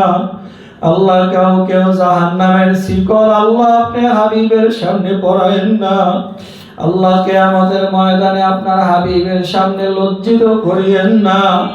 এ আল্লাহ, এ আল্লাহ, খাস পর্দার ইহতিমাম আমাদের ঘরে ঘরে আপনি চালু করে দেন। নামাজ, রোজা, যাকাত, হজের ইহতিমাম আমাদের ঘরে ঘরে আপনি চালু করে দেন। এ আল্লাহ, এমন গুনাহ করছি জাহান্নাম ছাড়া আর কিছু দেখি না রে আল্লাহ, দয়া মায়া করে আপনি আমাদেরকে মাফ করে দেন, মাফ করে দেন রে মালিক, মাফ করে দেন। আল্লাহ, কিয়ামতের ময়দানে আপনার হাবিবের সামনে যদি জাহান্নামের শিকল লাগিয়া যায়, আল্লাহ, যদি কোমরের মধ্যে জাহান্নামের বেল লাগিয়া যায়, সইতে পারবো না রে মালিক, সইতে পারবো না। দয়া মায়া করে আল্লাহ মাফ করে দেন। কত বৃদ্ধ মা বোনদেরকে নিয়ে হাত তুললাম, আলেম হাফেজ মুত্তাকিদেরকে নিয়ে হাত তুললাম। আমি তো গুনাহগার আল্লাহ, আমার তো বাঁচার কোনো আশা নাই। আমি সহ আমরা যারা হাত তুলছি আমাদেরকে আপনি পরিপূর্ণ মুত্তাকি বানায়া দেন। আল্লাহ, বড় আশা ছিল রমজান আসবে, নিজের জীবনের গুনাহগুলোকে মাফ করব। একে একে দেখতে দেখতে আল্লাহ রমজান চলে গেল রে মালিক। আর হয়তো এক থেকে দুইটা রমজান পাবো কিনা জানি না, আগামী রমজান পাবো কিনা জানি না রে আল্লাহ। দুনিয়াতে একা ঘরে থাকতে ভয় লাগে, অন্ধকারে যাইতে ভয় লাগে রে মালিক। কবরের মধ্যে কিভাবে থাকবো রে আল্লাহ, আপনি আমাদেরকে বুঝ দিয়া দেন। কবরে আপনি আমাদের সঙ্গী হয়ে যান। আল্লাহ, কবরে সাপের হাত থেকে আপনি বাঁচায়া রাখেন। কিয়ামতের ময়দানে জাহান্নাম থেকে আপনি বাঁচায়া রাখেন। আল্লাহ, আমার তো কোনো পুঁজি নাই রে আল্লাহ, আমি তো গুনাহগার রে আল্লাহ। আল্লাহ, আমি তো আমার নাবালেগ দুইটা ছেলের কারণে জান্নাত তালাশ করি রে মালিক। আপনার কাছে ফরিয়াদ চাই, ভিক্ষা চাই। ওদের দুইজনের কারণে হলেও আল্লাহ আমাদেরকে, আল্লাহ, আপনি জাহান্নাম থেকে মুক্তি দেন। পরিপূর্ণরূপে আপনি জান্নাতের বাসী আপনি আমাদেরকে বানাইয়া দেন। জাহান্নামের খাতা থেকে আপনি আমাদের নাম খানা কাটিয়া দেন। ইয়া আল্লাহ, জান্নাতের খাতার মধ্যে আপনি আমাদের নাম খানা লিখিয়া দেন। হাতে করি পায়ে বেরি মাওলা লাগায়া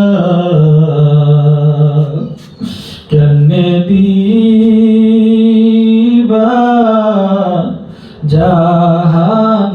জাহান্নামে ফেলিয়া। আল্লাহ, আপনি আমাদের রিজিকের মধ্যে বরকত দেন। আল্লাহ, এই ঘরের মধ্যে আপনি বরকত দেন। আল্লাহ, জাহাঙ্গীর দাদা সুন্দর একটা ব্যবস্থাপনা করলো, কিন্তু আল্লাহ আমরা তো কাঙ্গাল, আমরা ভিক্ষুক, আমরা তো ওইভাবে কথা বলতে পারি না। আল্লাহ, তার মনের নেক মাকাসেদ আপনি পূরণ করে দেন। আল্লাহ, অসুস্থ মানুষ পরিপূর্ণ সুস্থতা দান করে দেন। বেশি বেশি করিয়া দিনের খিদমত করতে পারে তৌফিক দান করে দেন। আমাদের আত্মীয় স্বজন যারাই অসুস্থ পরিপূর্ণরূপে শিফা দান করে দেন। বাকি রমজানের দিনগুলো কদর করতে পারি তৌফিক দান করে দেন।